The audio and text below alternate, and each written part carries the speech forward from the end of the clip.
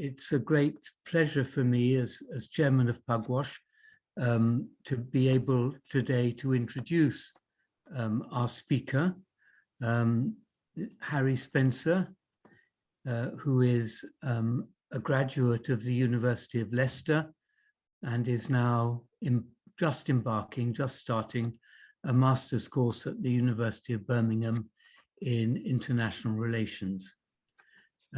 We at Pugwash were delighted when Harry accepted an invitation from us a few weeks ago, nearly 2 months ago, to spend his summer vacation writing a paper on the implications of missile defense for strategic stability in the context of the advent and the forthcoming deployment of hypersonic weapons.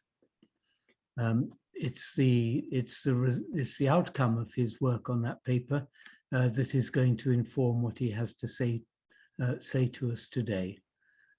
I'm very much looking forward to what he has to say, and needless to say, I'm also looking forward to reading his paper when it's ready, which I think is going to be quite soon now. But I think I need say no more. I will give the floor to Harry. Okay, so first things first, before I get into any speaking and any content, I just want to establish, you can use the chat. Can everyone see the slide that is currently in front of you? It should just be the title screen, just my name. Are we all seeing that? There's no border issues, it's up full screen, yeah? Yeah, okay. Looks that way, wonderful, brilliant. So, hello, welcome. Thank you ever so much for spending your evening, morning, afternoon, wherever you are, coming to hear me speak a little about what I've been doing over the last few months for British Pugwash. Thank you for Peter. It's an absolute honour to be here today. As far as I'm aware, I'm potentially one of the youngest guest lecturers the post-AGM talks ever had. So I always like to set the bar low if we're talking about age. We're going to be talking about ballistic missile defence today. Now, the paper that I've been doing over the last few months with Pugwash looks specifically at the effectiveness of missile defence systems across a range of areas, from national missile defence through theatre and then down to anti-cruise missile defences. We're going to be looking at some of the results of that. We're going to be taking a little bit further. We're going to be talking about strategic stability and how the introduction of hypersonic delivery systems may impact that kind of balance. Before we get into anything first, I want to do a little foreword. Now, if this slide switches over, there we go. Yeah, cool, brilliant. So it all works. Now, as is always the case with these events, it's quite important to cover just a few things before we jump into any content. Now, I'm here today, of course, to talk about my ongoing research with Pugwash into the effectiveness of current and the next generation of missile defense systems. I'm going to be discussing the research undertaken and funded by Pugwash, but fundamentally my opinions are my own. And this is going to be particularly appropriate to say regarding the Q&A section that we'll have. We'll give some time for questions and answers at the end, particularly in that space of time. I will be representing myself as an individual. The research finding in the report, again, like I said, has been funded by Pugwash, and I've got their logo on my slides, but that does not necessarily mean every deduction or every opinion I deliver today is representative of Pugwash or International Pugwash as a body as well. So, running briefly through the content of today's talk, I want to start speaking a little bit about the research, and that's how we're going to kick off today, where it's come from, my involvement with British Pugwash over the last year, and the kind of objectives and directions of the paper itself. On top of that, I also think it's really important to spend a little bit of time thinking about how do we address the issue of evaluating missile defense effectiveness. In particular, we're going to be looking at, with such little real life experience, what questions do we need to ask about these systems, whether we're looking at theatre missile defense as a whole or individual systems, about how are they going to perform when we take them out of the security guarantees of testing and we put them in the field. And while that seems quite difficult to do at first, there are a few areas we can address that can actually help us to come up with some reasonable conclusions. Now, following that, we're going to talk about what I presume everyone is here for, and that is, of course, the findings, the big answers and the big takeaways that the paper is going to be concluding on. And those are really going to be the main takeaways from today's talk. And having done that, I want us to take us through the sort of analytical themes of the paper. And we're going to do that, like I said previously, for every stage. We'll look at national missile defense, we'll look at theatre missile defenses, and we'll look at anti-cruise missile defenses. And part of those analytical pieces are going to be elaborating on this idea that missile defense operations are extremely circumstantial. A lot of the influence comes from context. It's about the threats you're facing. And we're going to look at each problem or the problems that each sort of missile defense system may encounter and the kind of barriers that are in place in the field to delivering an effective missile defense operation. And then, of course, having done that, we'll introduce hypersonic weapons to the mix. And we're going to start looking specifically, I mean, the only two types of hypersonic delivery systems we have are hypersonic cruise missiles and hypersonic glide vessels. And I want to kind of analyze how those fit within the missile defense equation. And then we'll conclude a little bit on strategic stability. So first, I want to talk about introducing the research. So my involvement with British Pugwash initially started around about March this year. I presented some other research I was doing on basically the technological developments involved in counter-force strategy, so taking out nuclear weapons before they can be used and conducting attacks against nuclear infrastructure, and the implications that developments in that area may have on arms control. The main question there was effectively, how do you get a country that's worried about its nuclear stockpile to agree to reducing that nuclear stockpile? And the conclusions that we found there, and a lot of the work that was done involved in that research, is directly applicable to what we'll be talking about today. In June time, British Pugwash reached out to me, as Peter spoke about a little bit earlier, and basically they were interested in commissioning a research paper on the effectiveness of a range of missile defense systems as a part of kind of like bedrock for the organization's wider work into things like hypersonics. And since about that time, that's basically what I've been doing, as Peter said, over the course of the summer. And this research, as you can see there, is grounded in what I've referred to as a logical crossover between missile defense and hypersonic weapons. Now, it seems at face level simple, but it's guided by a very important piece of logical kind of hypothesis that if the current generation of missile defense systems in the field can be effective against the current generations of delivery systems, in theory, the introduction of hypersonic weapons and their ability to overcome missile defenses should be the stabilizer. That's effectively the logic that the paper works on. And obviously that's also applicable when you flip it over as well. If missile defense systems in their current form aren't very good at defending against the current generation of delivery systems, then in theory, hypersonic weapons shouldn't make too much of a difference. Now, as you'll hopefully see in the slides that follow, this has turned out to be actually a very, very difficult hypothesis to try and kind of address. And that brings me to my research areas, because there were a lot of things the paper needed to touch upon if it was going to have any value in the discussion. In particular, one of the key focus will be to address what appears to me to be an over-reliance on testing statistics as a unit of measurement. What became apparent very quickly when I started doing this research was that, testing is not a very good way of figuring out how a system is going to perform when it's in the field, right? What we ought to be doing instead is, and the paper does attempt this, and I hope to kind of address this as the slides go on, is that we need to look at the environment these systems will find themselves in and theorize as best as we can with any performance data we have, and testing can sometimes help with this, how they might perform when those guarantees we see in testing aren't in place, right? Secondly, a key area of the research is addressing something rather difficult, and that is, how do you measure success? What does a missile defense system need to do in order for it to be considered an effective system? Is it a numbers game? Do you have to intercept 80% of everything that's flying at you, 90%? Or some people in the US government have suggested that in order for the national missile defense system to be effective, its ability to intercept incoming warheads needs to be in the high 90s. Is it higher? And the conclusion that I'm leaning towards looks beyond numbers and actually looks towards circumstance and context for answering that question. What is the system trying to do? Is it a nuclear threat? Is it a conventional one? What are you trying to defend? Are you defending cities from nuclear weapons, or are you defending aircraft carriers from anti-ship cruise missiles? The answers to those questions will shift the parameters within which we can conclude, yes, this missile defense system is effective, or no, this missile defense system isn't effective. Now, of course, as is always the case with research on, I suppose, military and technological matters, there are some limits concerning the research and what it can do and what it can say and what it can really elaborate on.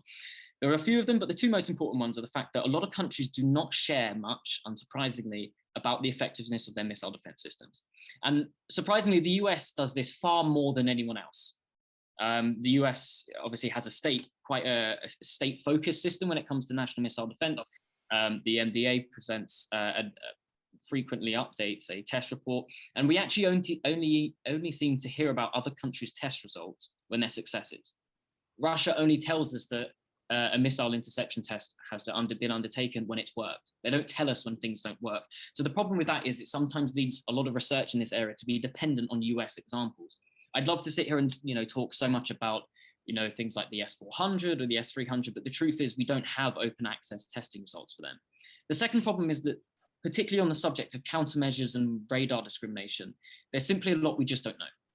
Again, to use the example of the US National Missile Defense System, many of the testing details from about the early 2000s, 2002 onwards are completely classified.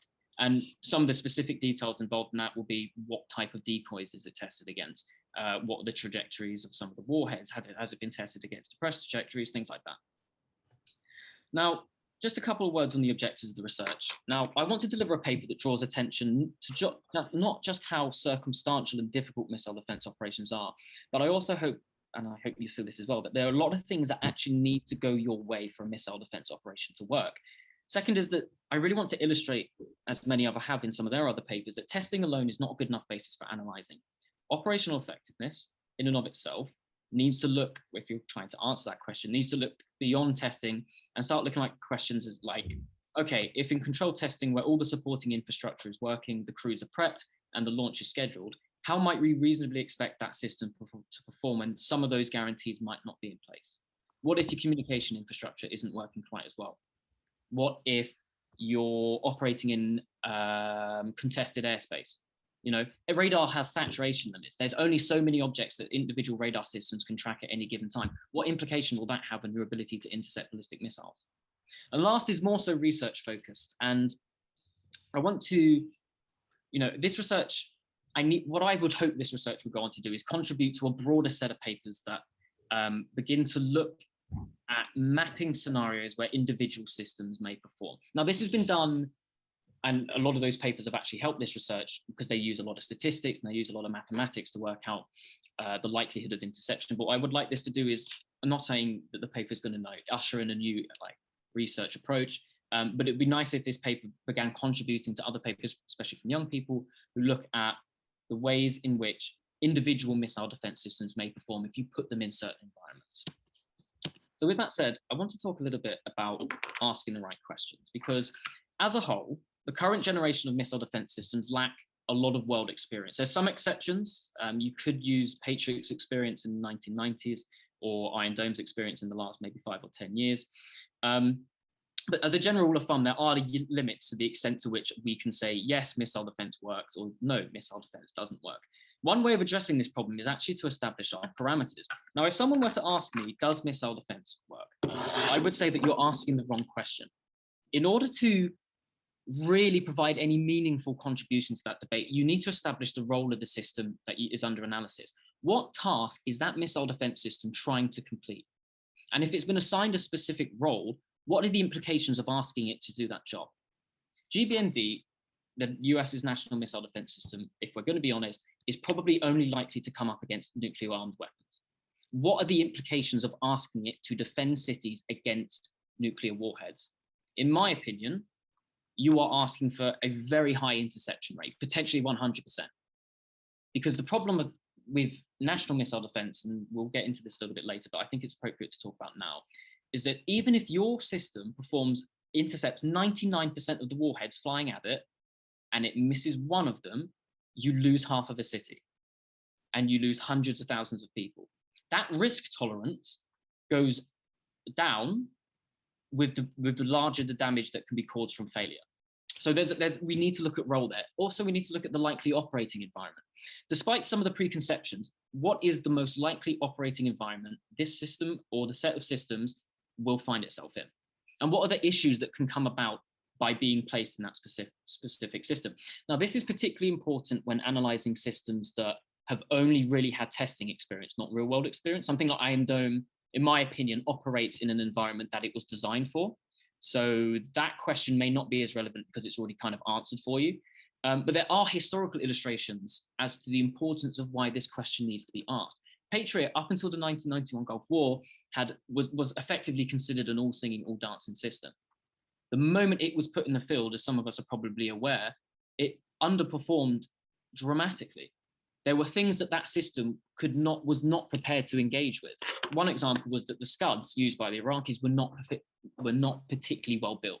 So in certain instances, there's records of Scuds in their terminal phase basically falling apart when they're meant to do their corkscrew maneuvers, and the interceptors couldn't deal with that. The Iraqis accidentally built in decoys into their Scuds. Whether that was intentional or not is obviously not. But it's a testament to the fact that the likely operational environment these systems will find themselves in means a lot. And then obviously the final section there has a lot to do with both of them. So the role and the likely environment these systems will find themselves in is quite hard to pin down, because really here, the big takeaways, as we'll see from the rest of the research, actually have a lot to do with circumstance. It depends on the situation that the missile defense system finds it in. But based on an educated understanding of the role and where the system might be operating, what constraints and problems might we expect that system to come up with? So those are our three main directed questions. So obviously, this is what I presume everybody is here to listen to. Now, these are, of course, the big takeaways and the major research findings. So I won't go through all of them. I understand this is quite a text-heavy slide, so feel free to take a look at them. But the three that I wanted to draw attention to are as follows. The first is that national missile defenses, long-range counter ICBM defenses, when placed in what we would consider realistic operating circumstances, in my opinion, are unlikely to be able to fulfill their roles. They are unlikely to be able to fulfill their objectives. This is due chiefly, in my opinion, to countermeasures and the fact that in their current form, with the fact, you know, GBMD only has 44 interceptors going up to 64 in the next few years, they could quite easily be overwhelmed numerically. If you want to hit the United States with nuclear weapons, just fire more of them. You know, the missile allocation problem is something unique to GBMD because if you're defending cities from nuclear attack, you're faced with two options. And I talk about this as well in a few slides later. You either fire one interceptor and see if it works. If it doesn't, fire another one, and it's called shoot, look, shoot. And you try and conserve your interceptors, or you fire a salvo of them at the incoming warhead, 3, maybe 4, and if the second one hits, you've wasted 2 interceptors. So there's a very unique problem that you can, for the attack, that the attacker can capitalize on, and that's numerics. The second is that the effectiveness of cruise missile defenses remains probably the biggest and most difficult to assess area. And that's arguably because they're more dependent on circumstance than any other theater. Now, the current generation of anti-cruise missile defense platforms could, in certain circumstances, reliably intercept cruise missiles, either land attack ones or ones launched against ships. The UK and the French, and I believe the Italians, operate something called Aster 15 and Aster 30. Those interceptors have been proven to intercept sea-skimming supersonic missiles. The problem is, how likely is it that those ships are going to find themselves in the situations necessary where they have enough time to respond, everything's working correctly, and they're able to carry out interception on multiple projectiles at once? Obviously, I can't answer that question until those sort of situations happen and we can't observe that. But the myriad of realistic scenarios where a successful anti-cruise missile defense operation can happen is present, but that it doesn't mean to say that in every situation, just because sometimes it works, that it will work always. As a whole, and this is the final takeaway that I wanted to draw to, as a whole, hypersonics will provide, in my opinion, a very niche capability. I don't believe that the introduction of hypersonic weapons across the board will bring some sort of sweeping instability. And we'll talk about this a little bit more in the kind of implications for stability section that we'll talk about at the end. But I think we need to kind of get off this idea that hypersonic weapons are going to be some sort of silver bullet. So we're going to evaluate missile defense and their effectiveness now. And like I said, what we're effectively going to do is we're going to go through those 3 criteria. I'm conscious of time already. But we'll look at role, we'll look at the operating environment, and we'll look at some of the problems that national theatre and then cruise missile defences can encounter. The problem with, and I will speak less about this than I will other slides, the problem with national missile defence systems is, what are you actually asking it to do? Something like GBMD, you are expecting it to stop nuclear weapons hitting cities. That's the threat. And when you start looking at the realistic operating environment, it's kind of a grey area, because some people that I've spoken to seem to think that the GBMD system isn't designed to necessarily to intercept just rogue launches or very limited launches against the United States. Some people think that those missile defenses for homeland defense are designed actually to enable the United States to conduct a disarming attack, and then against someone like North Korea. And then if any missiles get through, that can, knock down. So the argument there is, oh, it doesn't matter because it will only be up against a few missiles. I'm not convinced by that. In my opinion, if you are going to try and attack be brash enough to launch a nuclear weapon at the United States, the continental United States, even if you are North Korea, if you are China, Russia, anyone, you are going to do absolutely everything you can to make sure those warheads get through. Everyone knows GBND exists, right? But one of the things you can do, or there's a few things you can do to basically aid your penetration. And those are the problems that national missile defense have at the bottom of that slide there. Supporting infrastructure and undermining operational effectiveness. How likely is it that if a near peer level competitor to the United States tries to launch a nuclear weapon at the United States, it isn't also going to target satellites? It isn't also going to try cyber warfare techniques. It isn't going to be deploying countermeasures. The problem is, in my mind, yes, if it was maybe a single digit number of warheads that GBMD had to deal with, it could probably do that quite well. But the problem we have to ask is, how likely is it that it's only going to be up against 1, 5, 10 numbers of warheads? There's only 44 interceptors. Some ICBMs can carry 12, 16 warheads. That is what, maybe 4, 5 warheads worth of interceptors, if you're lucky. So my kind of fundamental drawback, or not drawback, my kind of fundamental takeaway about national missile defense is it doesn't seem to be comprehensive enough in its role, at least numerically. And then, of course, we can talk about countermeasures. The fact that, in the early 2000s, the GBND interceptor, the exo-atmospheric kill vehicle, was tested against decoys.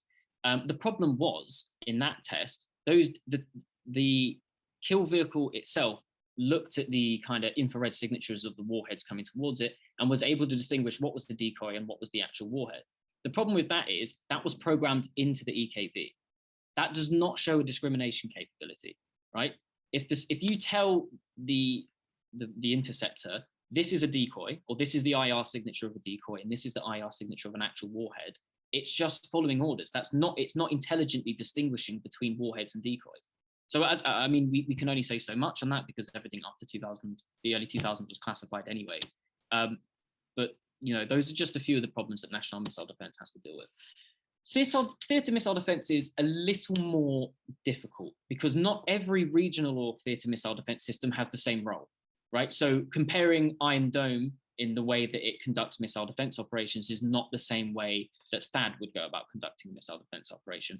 They're also built and designed with different roles in mind, right? And this is something really important to bear in mind when you look at theatre missile defenses, probably more so than national ones. So looking at the threat in the realistic operation environment, what is the nature of the target? Theatre missile defenses can either be against short, medium, intermediate range nuclear or nuclear armed or conventionally armed missiles. And the answer as to whether which it's carrying will dictate what your risk tolerance is, right? Some systems aren't designed to shoot down everything that comes flying at it. Iron Dome, for example, uses its tracking radar to basically establish where that projectile is going to land.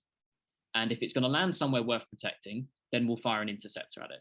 A majority of the time, the rockets fired into Israeli cities are ignored by Iron Dome because it just doesn't think they're going to land anywhere worth defending, right?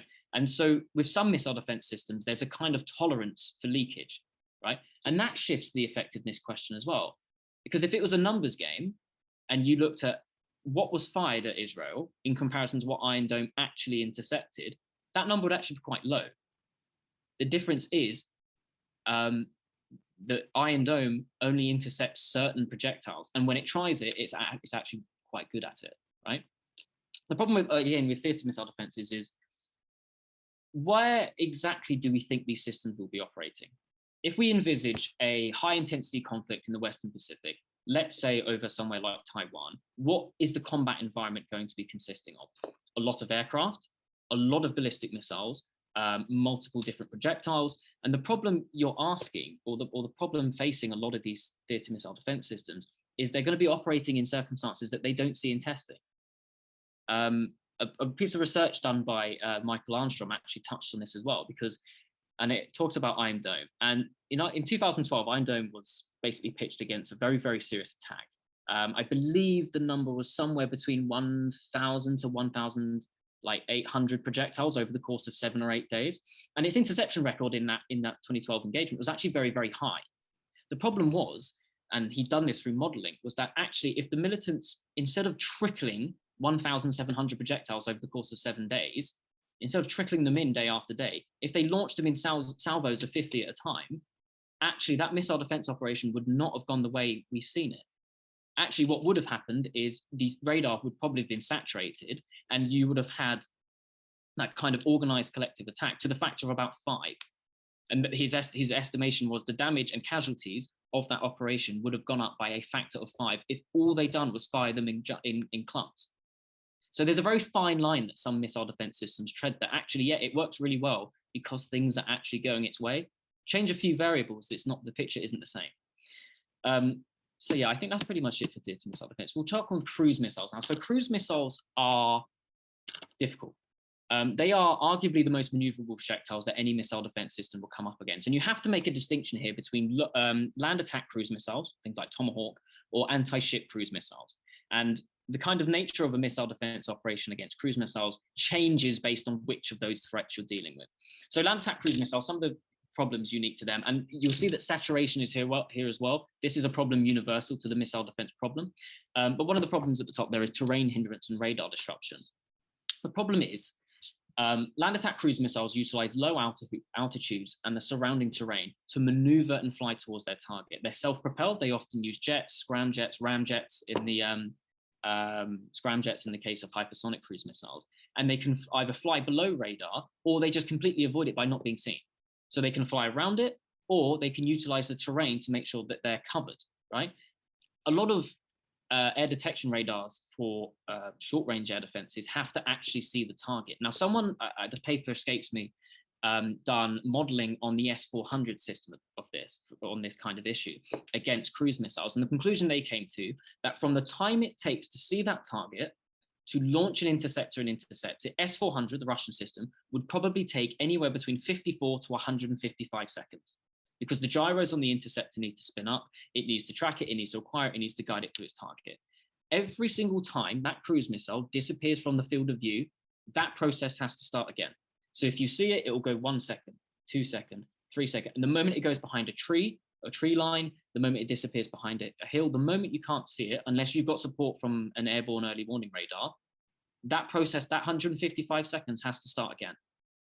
And this is this is what makes land attack cruise missiles so difficult to shoot down. And I mean, there was a Saudi attack, there was attack on the Saudi oil refineries. I believe it was 2018 or 19. Patriot was stationed there. And for reasons largely unknown to us, some people think Patriot was facing the wrong way anyway, which is another circumstantial problem for missile defenses. Patriot was completely incapable of shooting down those cruise missiles, but it should have been. It's sold as a system that can do that, but there's no evidence to suggest that it even tried. Now we're going to look at problems of anti-ship cruise missiles. And the problems associated with these are a little bit difficult, because if you're guiding a cruise missile to a target on land, you need more accuracy. It can't, because of background radar disruption, it's very difficult to distinguish your target from everything around it. So you usually use things like GPS. Anti-ship cruise missiles don't need to do that. In a lot of cases, so at the bottom right there, we've got Korea recently tested a supersonic cruise missile. And then on the top left there, that's the Russian Caliber anti-ship cruise missile. The export version being called Club, I believe. What anti-ship cruise missiles generally tend to do is you just fly them in the direction of the known target, and then an onboard active or passive radar seeker will kick in when it's close to the target and then guide itself to where it's meant to hit. Anti-ship cruise missiles are very difficult to defend against because of the radar horizon, right? So the Arleigh Burke destroyers have a radar, their search and active radar system can, and this is the case for all ships, can only see as far as the horizon can go. That, in naval terms, I believe is only about, don't quote me on this number, is somewhere in the range of about 34 nautical miles. That's dependent on how high your radar is. The Samson radar on the Type 45 destroyer is about 45 meters high. It's actually very tall, so it has a wider coverage. It can see further. If a projectile is flying towards you, an anti-ship cruise missile at Mach 2, 1.5 maybe, it will close distance with you in less than 2 minutes.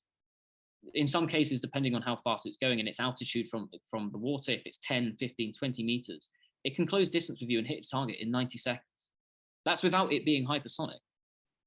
Like, and in that 90 seconds, you need to assess the threat, diagnose it, put yourself in a position to fire at it. What if there's ships around you? How do you manage fleet defense if your ships aren't in the optimal position to defend against incoming projectiles? And some of the solutions for that are, as defenders, can be things like electronic countermeasures, right? So if, let's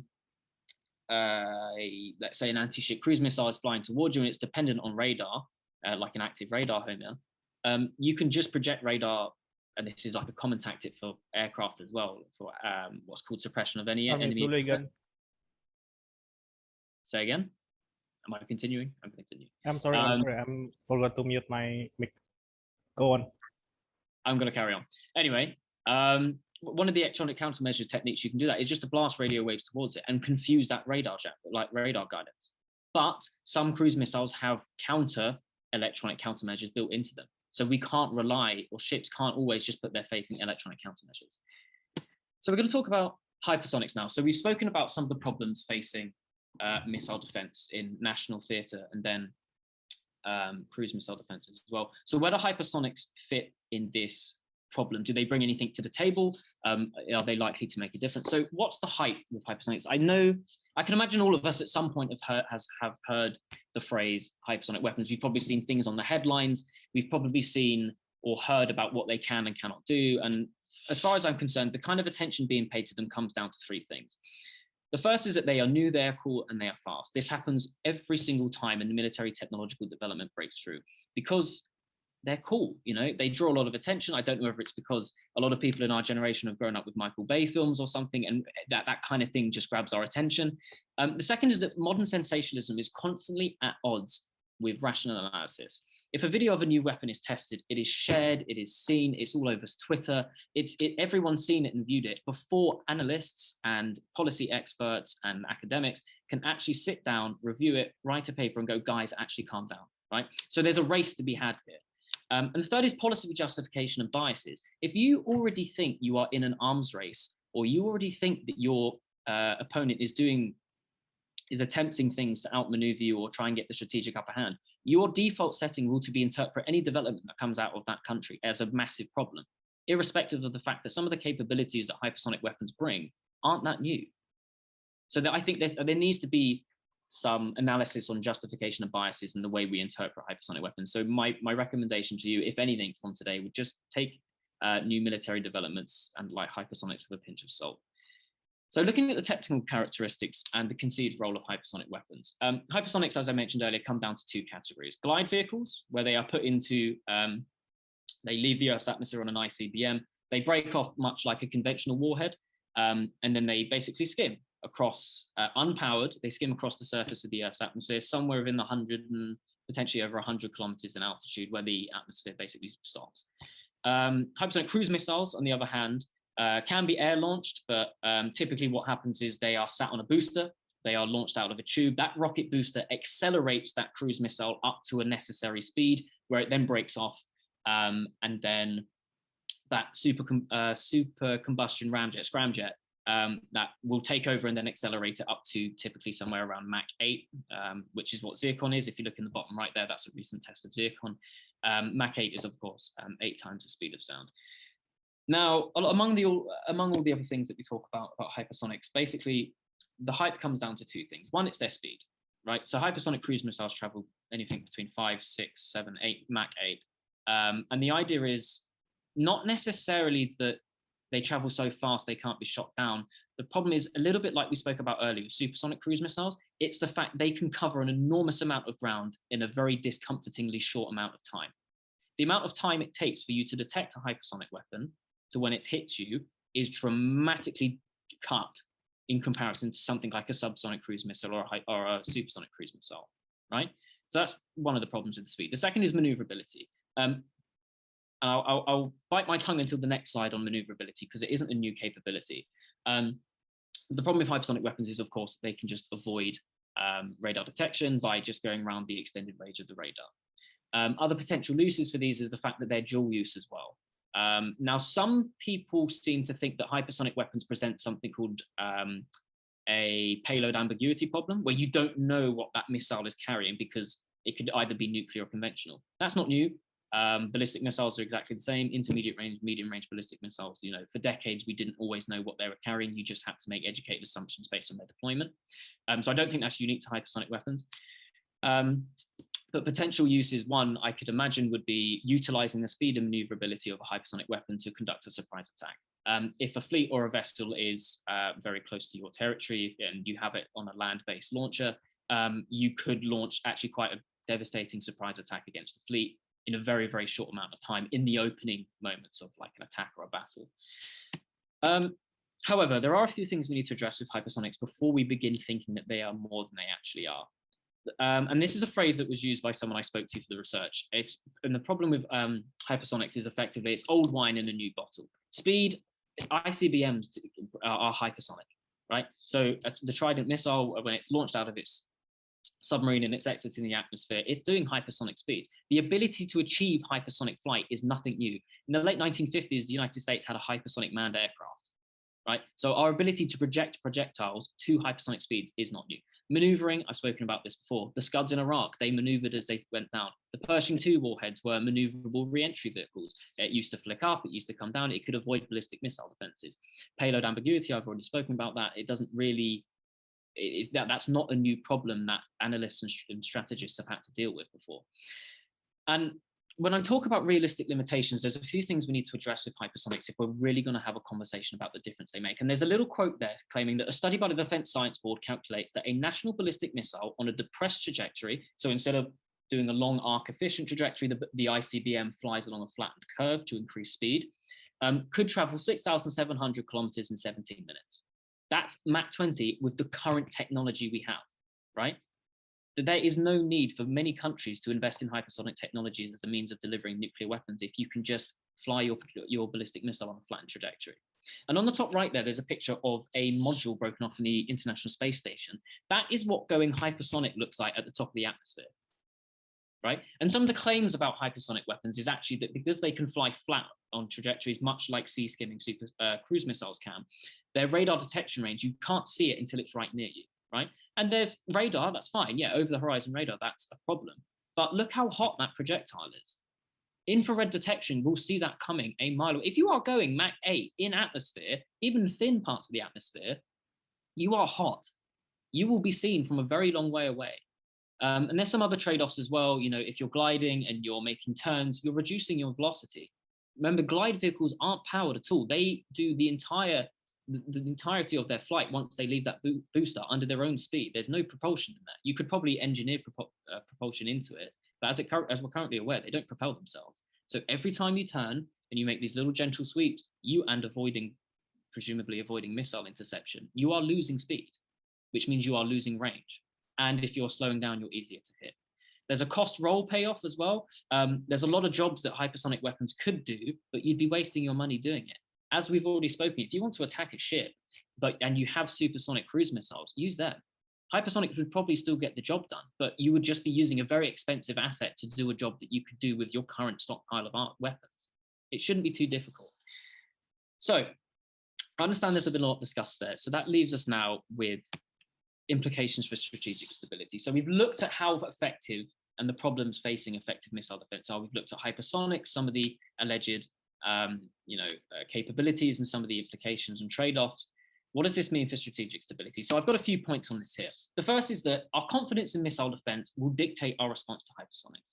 If you possess a missile defense system and you think it is the best thing in the world and it's very good at doing its job, your response to the introduction of hypersonic weapons will be more aggressive. And the same applies vice versa. If you don't think missile defense systems are that effective in their current form, hypersonic weapons shouldn't mean anything to you. They'll just be another tool in the job, right? And it may not be about what hypersonic weapons can do, but about how we respond to them. As we've said, there's a lot that hypersonic weapons can do, but that doesn't mean any of that's novel. None of it, a lot of it isn't new. And that's part of the problem. Our response to these weapons will dictate whether strategic stability is affected more so than what these weapons can do. And a lot of people ask as to whether, okay, fine, if they don't bring anything new, why were they developed in the first place? And this brings us to my third point. Countries think ahead. Countries, when it comes to nuclear issues in particular, can't plan on best case scenario thinking. Hypersonic weapons are a product of anxiety. They are a product of what countries like China and Russia think ballistic missile defenses might be capable of in the next couple of decades. And that is the problem we need to think about. Countries are thinking ahead about this. And I think the biggest takeaway, I guess, for strategic stability is that last point there. Miscalculating these problems and overestimating threats will continue to be our biggest problem. It is possible that we will be our own worst enemy if every single time a new technological development comes out, we play into the hype and we keep thinking that everything is always going to make a difference. Hypersonic weapons will provide a very niche capability.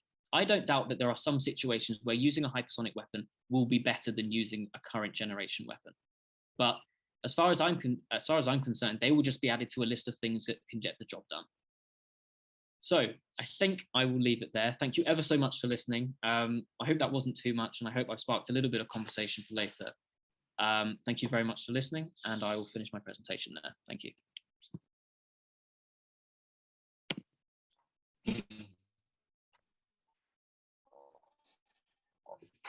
Okay, thank you very much, Harry. There are two questions from Mark Gubrud there about the potential of hypersonics. I would just ask anyone else if they have a question. If you'd like to ask it on camera, just type question into the chat box. Or if you prefer not to be on camera, just type it in there and then we'll select a few questions. Okay, thank you.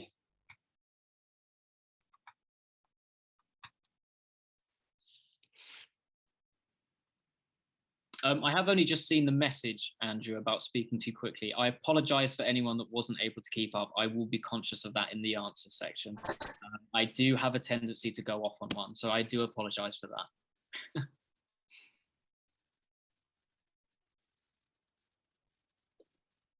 Subjective. Okay, so yeah, do you want to respond to Mark's question if you've had time to process that, or would you like me to read it out? Is that yeah, go ahead and read them out. I'm still trying to get through them, so if you read them out in sequence, I'll address them as such. Okay. So Mark asks, do hypersonic weapons stimulate a further round of the arms race? Does the combination of somewhat greater effectiveness against defences, somewhat shorter flight times, both only in certain circumstances, but above all, greater number of missiles, result in more targets being engaged in less time, then they are substantially destabilizing? And he follows this up by asking, do we have to say this weapon will bring on the apocalypse in order to be concerned about an uptick in the arms race? That in itself is destabilizing and will stimulate further. Yeah, I mean, that's a brilliant question. And obviously what we're talking about is like relative implications, right? Like it does, a system or a new weapon doesn't have to be 100% like turning the table over and flipping the game out in order for it to make a difference. The problem is, and I think I maybe should have addressed this a little bit more, is that those niche capabilities only mean something to different people. The United States has reason to worry about hypersonic glide vehicles because it has invested so much in missile defense that it might have something to lose. Right, and the same goes for countries that have to deal with anti-access area denial capabilities. If your power projection, again, like the United States, relies on your ability to get forces across the world and relying on aircraft carriers and fleets to do a lot of your international muscle work, hypersonic weapons and anti-ship weapons, the better they get, will be a big problem for you. How likely is that going to be a problem for countries that don't operate that kind of doctrine? Right? And this is one of the questions we need to ask, because, and I'm really glad you brought it up, is because it's all circumstantial when you look at the bigger picture as well. Ballistic missile developments only affect certain countries, right? If you look at the number of countries that have actively integrated vast numbers of ballistic missiles and cruise missiles into their warfighting doctrine, people like China, Russia, Iran, North Korea, those are the people that are most upset about missile defenses. So it's all relative, right? I think you're right in the idea that, or I think you're right in asking the question about the arms race, because hypersonic weapons, I mean, again, the problem is, what is it, hypersonic weapons and what they can do that stimulates the arms race, or is it our response to it? How likely is it that the UK should be worried or is going to be worried about hypersonic weapons? Well, we've got a new aircraft carrier. Well, we've got two new aircraft carriers. We're trying to expand our overseas presence through use of naval power. So yeah, probably so. So our contribution to that argument about yes, it's an arms race literally just depends on our strategic outlook. But it's a good question. I hope there is an answer in there for you as well. But that's a very good question. Thank you. We've got 2 more questions. One from Anger, who asks about the proliferation of hypersonic glide vehicles. They ask, how complex is it for developing countries like Malaysia or India from acquiring HGV technologies in terms of materials, propulsion or such? I mean, and then, sorry, yeah, go on. Yeah, go ahead. No, go ahead, go on.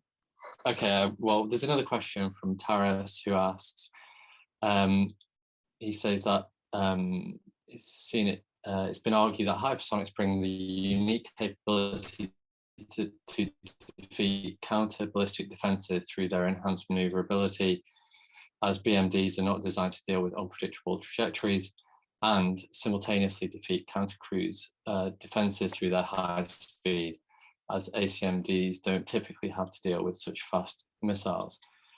Would you agree with this assessment, or is it underestimating the flexibility of existing missile defense platforms? Okay, yeah. So about the first question regarding the proliferation of hypersonic glide vehicles, there is no mistake that the reason we're only experiencing hypersonic glide, I mean, we saw them in the Cold War as well. There were toys around, but there's a reason they're only proliferating in certain countries, and that is because the technical expertise required to make a hypersonic glide vehicle or hypersonic cruise missile is very vast. Use the example of Malaysia and India. India actually already has a hypersonic cruise missile. It's been jointly developing the BrahMos 2 with Russia. The BrahMos 2, in all intents and purposes, appears to be very, very similar to that Zircon that we had on the slide. A lot of people actually theorize that it's just an export version of Zircon.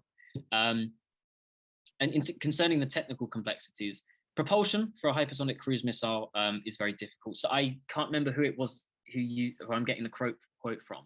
Someone described it as trying to get a hypersonic, like a scramjet engine, to actually ignite and start producing the propulsion necessary to accelerate to hypersonic speeds is the same as trying to light a match in a hurricane, because the speed that is pushing through the air intake of that engine is so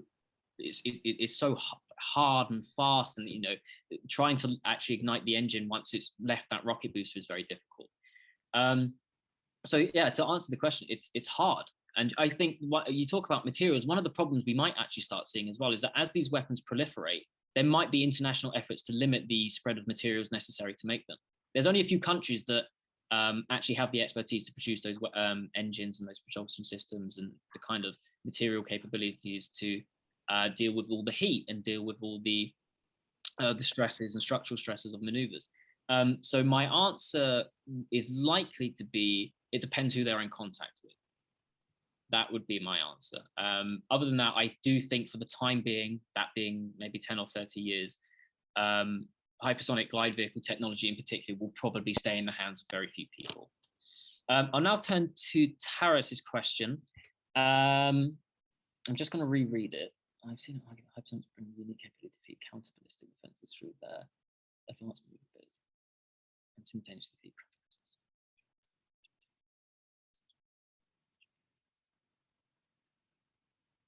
Yeah, so this is you've asked a really good question, because this is effectively what the presentation was attempting to address evidently in so many words.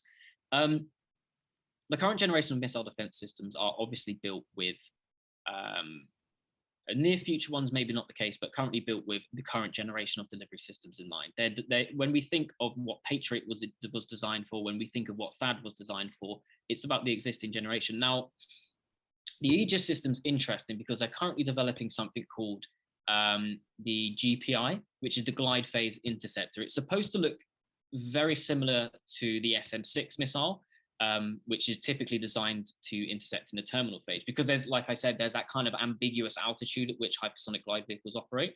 The SM-3 with an exo-atmospheric kill vehicle might not be appropriate for that mission. So they're developing the Glide Phase Interceptor. So in their current phase, no, that current missile defenses are not designed to intercept these projectiles. Whether or not they're flexible enough to do it, I couldn't possibly tell. And this is why we're having the conversation today, right? We don't really know.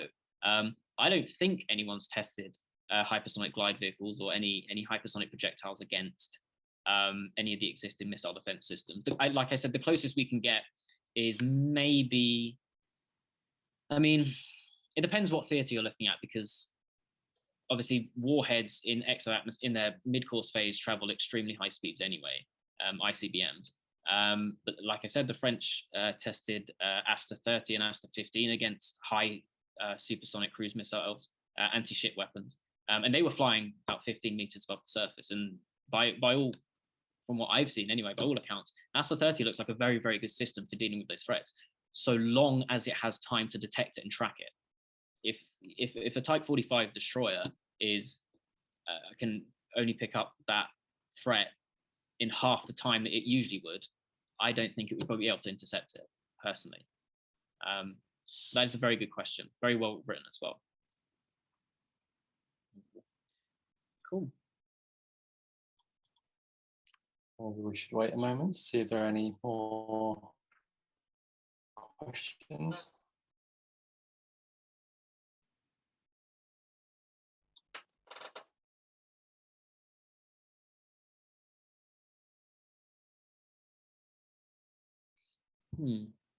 Andrew, I've unmuted myself. Can you hear me? Yes, I actually unmuted you in case you wanted to round up, but I see Ian's asked a question, so I'll mute you. Sorry. All right. Okay, Harry, have you caught that question? Yeah, no problem. Wonderful. So would you agree that regardless of their actual effectiveness, missile defense systems represent an obstacle to disarmament?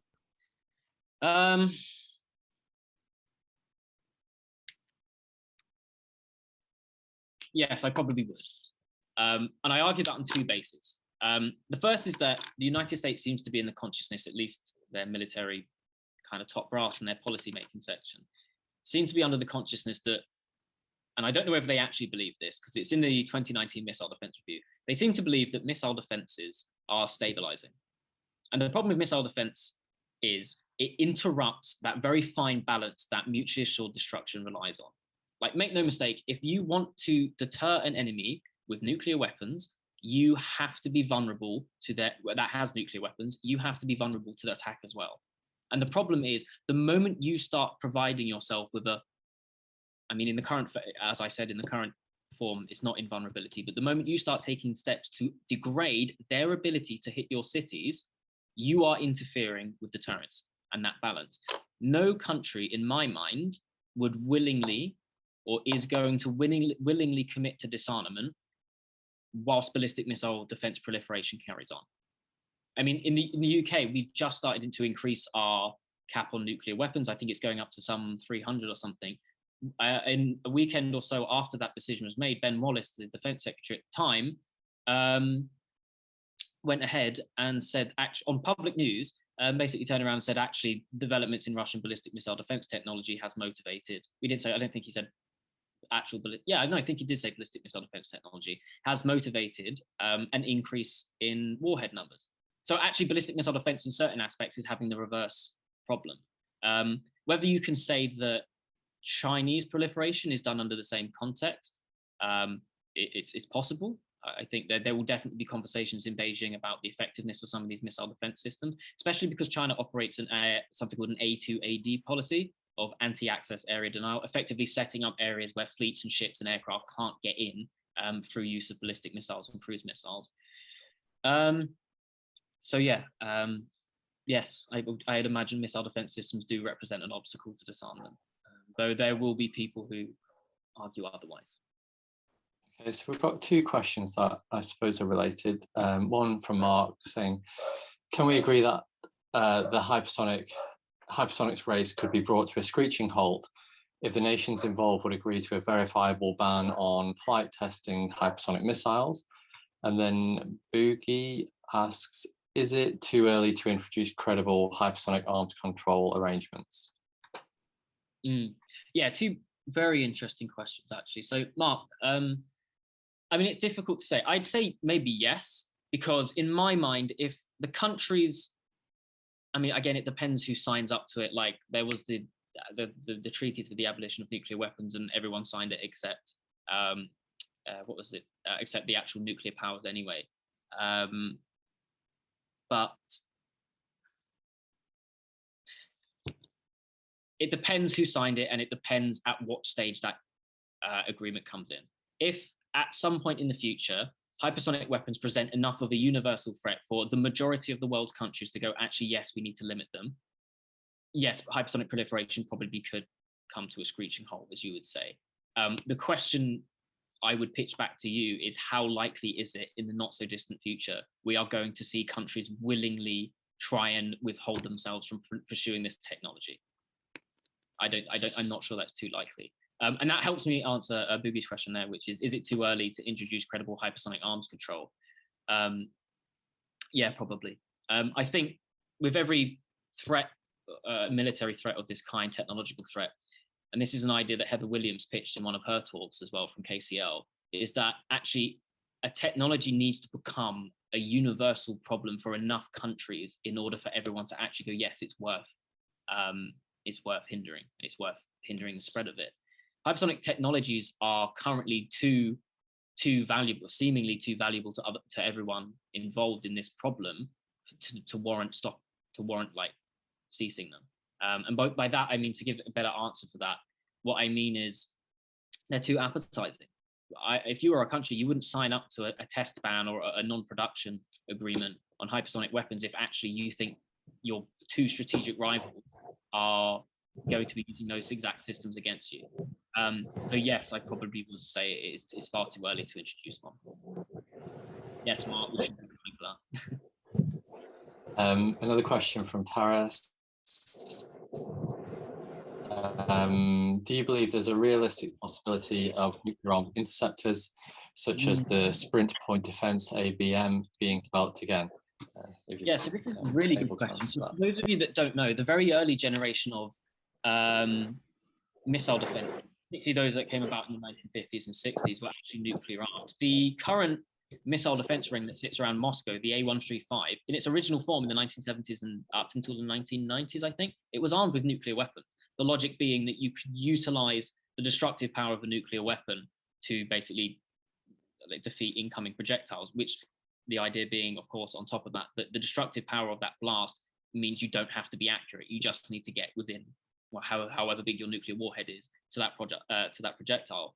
I'm not convinced countries will go back to that, because there's now been an established norm that putting nuclear weapons on missile defense interceptors is a bad idea.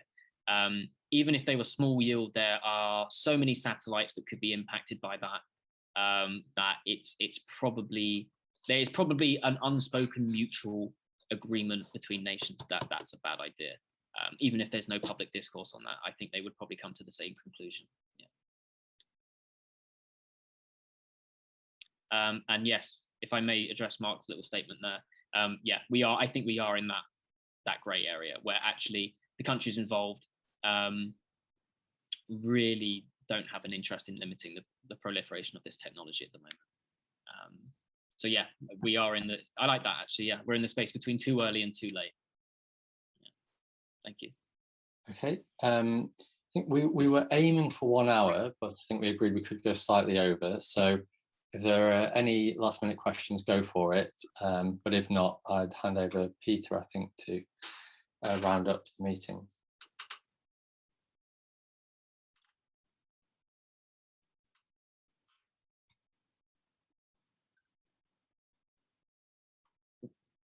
Okay.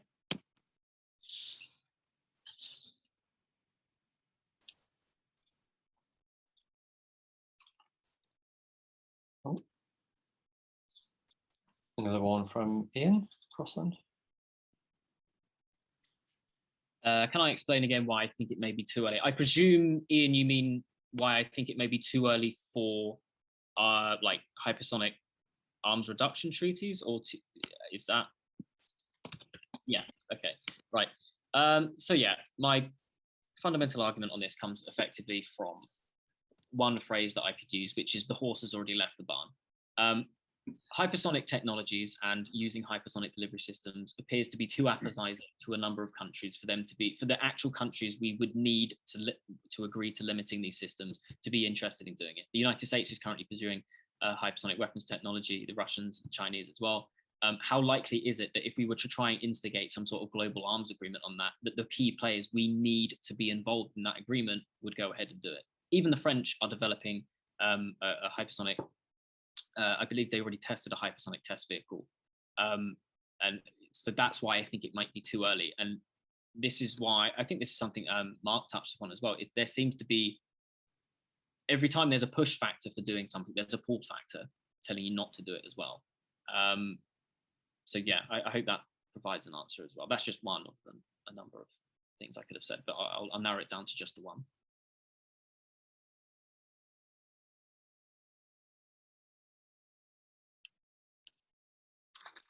Right, I think we might have space for one more question, or what do you think, Peter?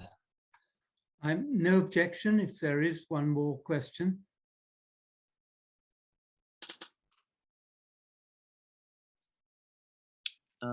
Blue's got a question there. Is it possible to discriminate conventional hypersonic strike with nuclear hypersonic strike? Possibly. I think it would depend on, maybe the target would be a giveaway. If a hypersonic glide vehicle was in flight and it was landing, it looked like it was going to go towards a city, for example, that would probably imply that it might be nuclear, depending on your relationship with that country. But again, we don't know, right? And this is part of the problem. There is, and this is something that's existed before. I'm not saying it's new, but it's always been a problem. You just don't know what these things are carrying, and that presents risks to the defender. Do you wait for that munition to arrive and detonate to find out whether it's conventional or nuclear, or do you wait for, or do you just assume it's nuclear and fire back? And that's kind of the strategic stability argument for the problem with payload ambiguity. I was just watering it down a little bit in the talk because actually it's not a new, in terms of missile defense, it's not a new problem. It's just because it's now hypersonics. But yes and no, Boogie, that would be my answer. Sometimes maybe depending on the target, but just by looking at whatever's coming up on your radar screen, no, you would not be able to discriminate, technically speaking. Yeah, Jim, that's actually a really, really good point. So when I did my undergraduate dissertation, I done it on hypersonic weapons and conventional technologies and cyber warfare as well. I'm really glad I can't believe I didn't mention that. Hypersonic cruise missiles don't actually have to have a warhead for them to be extremely disruptive. Like they can do a lot of damage without needing to have any explosives in. If you're traveling, I mean, it depends on how low you are in the atmosphere as to, because there's physical restraints on how fast you can actually go when you're sea skimming due to heat reasons. But if you hit a target at Mach 6 and you're just a kinetic vehicle, I think it was Mach 6 or Mach 6.5, I think the equivalent explosive power is upwards of 50 to 70 tons of TNT. So you don't have to have an explosive warhead. Something like biological or chemical is different. The interesting thing is hypersonic weapons probably wouldn't be that good for dispersing chemical weapons, but subsonic cruise missiles would be because they're slower. So you don't have, like, if you're going like Mach 6 and you're trying to spray chemicals, they're just going to be pushed into the exhaust. Whereas at least if you're subsonic, it has a more chance of this. You have a better chance of dispersal, and that's something I read a paper on as well. Biological possibly, but it depends on kind of what your area of intended effect is. But I don't know whether missiles would be the best way of delivering like anthrax or something. I see Sergei Batsanov has his hand up. So Sergei, would you like to ask a question? Well, with your permission, perhaps to make a comment, a quick one. But actually, some of the last words of Harry, make me make another comment, very short one indeed. In principle, missiles, especially very high-speed missiles, I think have no, there's no point in trying to use them for the delivery of biological weapons and chemical weapons basically as well, because these are enormous temperatures, everything will die there, everything will degrade there as they fly, and so on and so forth. But my main point was about arms control or disarmament in the field of hypersonic weapons. I frankly think that you cannot approach this issue just straight on, because you have to differentiate here between those hypersonic delivery vehicles that have, let's say, a strategic importance or strategic function, or operational or tactical function. You have to also understand their interrelationship, and Harry did mention that, with missile defenses. You have to look at how and where they are being deployed. So, and that would be, can mean a lot of difference. So it seems to me that a proper approach to understanding or discovering how arms control can be applied to hypersonic missiles is really to look at strategic stability and in the at the interaction of its various bits and pieces, how they react with each other.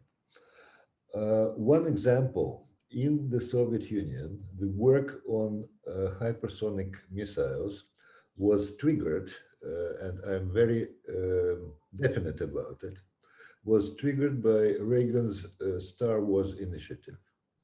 And by a huge, I would say, exaggerated, but you know, when you are frightened, your fears go much beyond the reality. The fear about losing Soviet, at that time, deterrence or the value of the Soviet strategic forces and their deterrent capacity. And I think that despite the fact that times changed, parameters changed, I think that is still an important factor. So just to say, let's take hypersonic weapons and prohibit testing, prohibit development, prohibit, let's say, proliferation, I don't see how it works. And I'm about to finish. Today, it is probably still, or the field where more action can be envisaged in terms of discussing arms control, strategic stability is between Russia and the US. But we have other players coming, and their perceptions of, let's say, strategic stability or regional stability or whatever else stability may be different. Their needs are different, their perceptions are different, and so on and so forth. So I think we should keep that. We should keep exploring and studying this issue, but I don't see ready-made solutions to go out and say, well, listen, we have kind of a very good idea, precise idea, how to regulate or to prohibit hypersonic delivery vehicles. Thank you. And before I really finish, I would like to really express my gratitude to the British Pugwash group for organizing this meeting, and to Harry for making this very interesting presentation, which I think deserves much more discussion than we were able to do within the time allotted. Thank you. Thank you. Well, thank you, Sergey. I appreciate that. Deeply, actually. No, thank you very much for that. And again, yeah, of course, I would reiterate what you said. Thank you to Pugwash for putting this on, give me the opportunity to speak to you about some of our research. The paper comes out in October. We're not too sure yet what date, but we'll have one settled and we'll be announcing that shortly.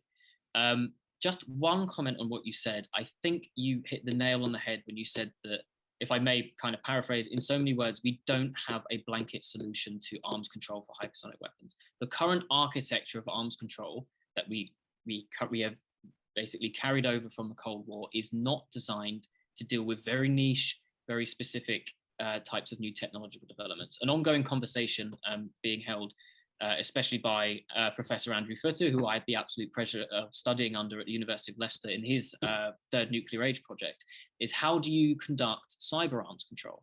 How do you conduct AI arms control? These are technologies that we are only really beginning to understand, but we're already trying to have conversations about how to stop their spread. And I have a feeling, I'm inclined, and I in any future conversations, I'm welcome to have people try and challenge me on it. I'm inclined to believe a lot of those technologies will leave the barn, just like hypersonics have, before we have a chance to catch up with them. So that was a brilliant comment. No, thank you, Sergey. I appreciate that. Right. Well, I will intervene at this point because time really is starting to pass now. Bravo, Harry. Bravo. I don't know whether to be more impressed by the amount of knowledge you have acquired in a relatively short period of time, or by the quality of your judgments. I can't think of a single judgment that you expressed that I, for my part, would fault. So I'm extremely glad that you consented to be our lecturer this year. And of course, equally glad that you consented to write this paper for us, which, as I said before, we are all very much looking forward to reading, and which can itself, Sergey, provide a basis for further discussion, perhaps even a further Pugwash meeting, perhaps even an international Pugwash meeting. All of that we can talk about. On a very small point of detail, the new ceiling for the number of British warheads announced in the strategic review in March is 260, not 300. And even that is a maximum. That we won't the number of warheads won't necessarily go up to 260, but of course it is going to increase beyond 200, and of course that's very regrettable.